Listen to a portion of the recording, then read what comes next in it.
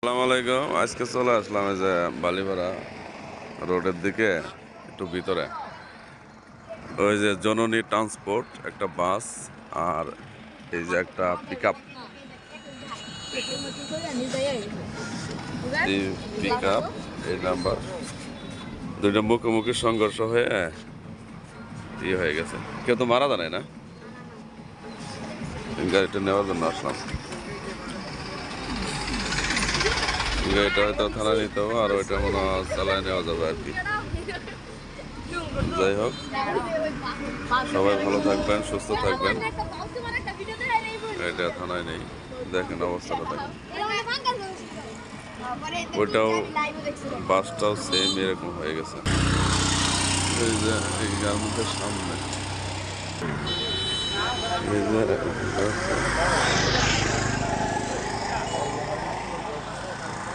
যেটা সামনে